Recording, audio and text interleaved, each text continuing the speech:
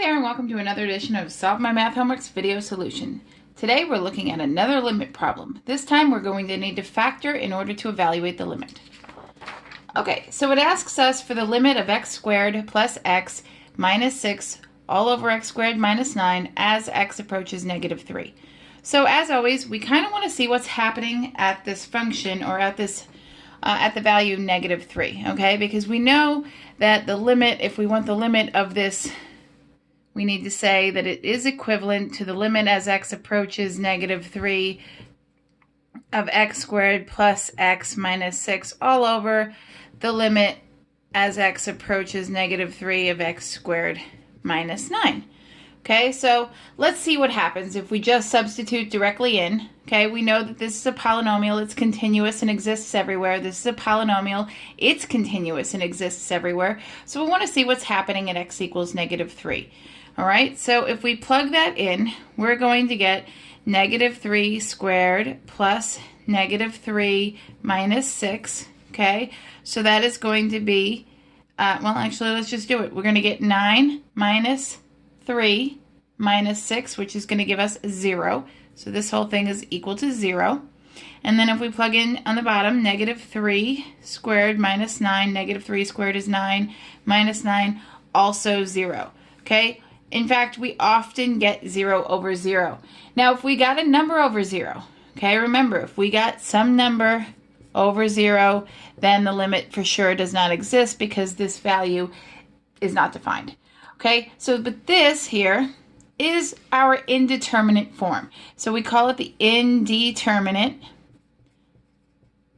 form. And we can't really tell if the limit exists or not. When we get the indeterminate form, 0 over 0, what we want to do is rewrite our expression or rewrite our function in a way that we have a denominator that doesn't give us a 0. Okay, and hopefully we don't get a number over 0. We want to try and rewrite this some way. Okay, so direct substitution, even though we know we have a polynomial in the numerator that's continuous and a polynomial in the denominator that is continuous everywhere, we get 0 over 0 and that's not going to work. So let's see what we can do. Okay, one of the clues that you're going to get is you're going to be able to rewrite by factoring. And when I say this, I need to remind you of a theorem. There is a theorem, it's called, it doesn't matter what it's called, but there's a theorem that says if you have two functions, f of x and g of x, and they are equal, let's make this an equal sign. They are equal everywhere except at one point. So for all x not equal to c, so they're equal everywhere except one point, then we know the limit as x approaches c of f of x is equal to that limit as x approaches c of g of x. So what we're going to do is we're going to rewrite this in an equivalent form using factoring. So we're going to call this is going to be our f of x, and we're going to rewrite it. So I see polynomials. The first thing I'm going to try to do is definitely factor this thing. So let's do that. If I factors of negative 6 that add up to positive 1, so I'm going to use the factors of positive 3, negative 2, x minus 3, x plus 2, that works. That's negative 6 when you multiply. Oh, it does not work. Positive 3, negative 2. So it's still, unlike signs, negative, but I needed the larger to be positive so that I would get a positive 1 when I added them. And this is the difference of squares, so that's x plus 3, x minus 3. Okay, so we now can divide out. And we have essentially a new function. We're going to call this, we can let this be our g of x, where it's equivalent x minus 2 over x minus 3. These, in fact, are equivalent for all except where x is equal to negative 3. So then our theorem over here applies.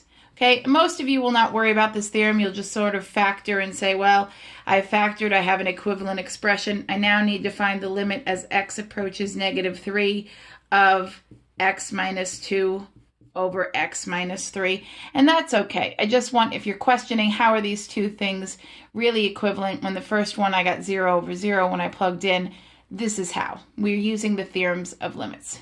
Okay, so let's plug in. So we're substituting in for negative 3. So negative 3 minus 2, negative 3 minus 3. So we're going to get a negative 5 over negative 6, which is going to give us a positive 5, 6. Please don't leave negative over negative. I remember some of my students used to just go, oh, those are both positive if they're negative in the numerator and denominator. Or you can remember that negative divided by negative is in fact positive.